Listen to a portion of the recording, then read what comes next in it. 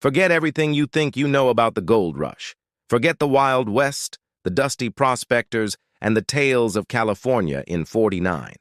Today, we're journeying much further back in time, to a different continent, to uncover the story of the real El Dorado.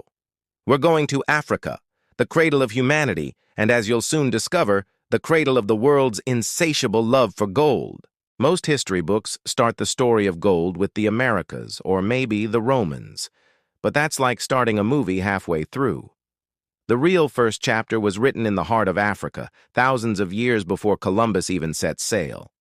We're talking about ancient Nubia, a powerful kingdom that thrived along the Nile in what is now modern-day Sudan. The Egyptians called this land Nub, which literally meant gold. Think about that for a second.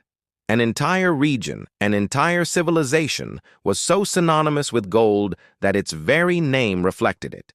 The pharaohs of Egypt, with their glittering tombs and golden masks, didn't just magically find all that treasure. They sourced a vast amount of it from the mines of Nubia. For centuries, a steady stream of this precious metal flowed north along the Nile, funding the construction of pyramids, temples, and entire cities. This wasn't just a small-scale operation. It was an ancient industrial enterprise. Caravans of donkeys laden with gold dust and ingots were a common sight. This relationship between Egypt and Nubia, sometimes as trade partners, sometimes as conqueror and conquered, was one of the world's first great gold rushes, shaping the destiny of two of the greatest ancient empires. But the story doesn't end in Nubia. Let's travel west, across the vast Sahara to the great medieval empires of West Africa, Ghana, Mali, and Songhai. These kingdoms weren't just powerful, they were fabulously, almost unbelievably, wealthy. And their wealth was built on two things: salt and gold. From secret mines in regions like Bambuk and Bura, they controlled the trans-Saharan trade routes. Camel caravans, sometimes thousands strong, would journey for months across the desert, trading precious salt from the north for gold from the south.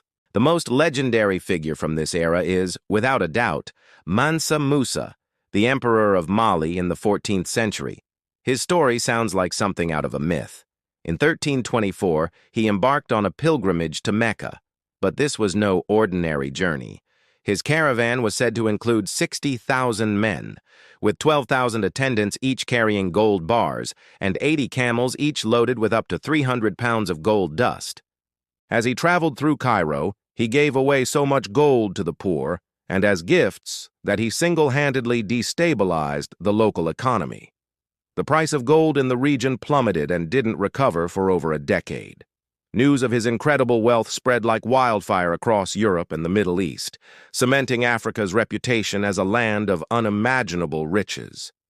This was the event that truly put West African gold on the world map and sparked an intense desire among European powers to find the source. When European explorers finally reached the coast of West Africa in the 15th century, they weren't looking for a new world. They were looking for a direct route to this legendary gold. They even named the regions they encountered after the goods they found there: the Ivory Coast, the Slave Coast, and most importantly, the Gold Coast, in modern-day Ghana. For the next few hundred years, European forts dotted the coastline, all vying for control of the trade in African gold.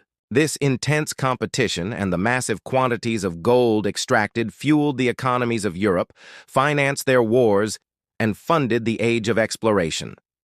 The gold of the Akan people, like the Asante, became the foundation for global currencies and banking systems that we still see traces of today. Now let's leap forward to the 19th century and travel south. While the California gold rush was capturing the world's imagination, an even bigger discovery was about to be made.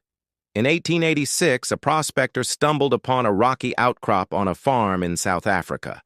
That outcrop was part of the Witwatersrand Basin, the largest single gold deposit ever discovered on Earth.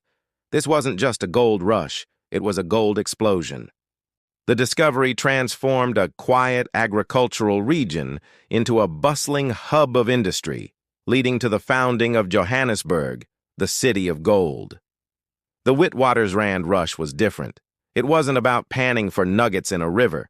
This was deep-level mining, requiring immense capital, complex technology, and a massive labor force.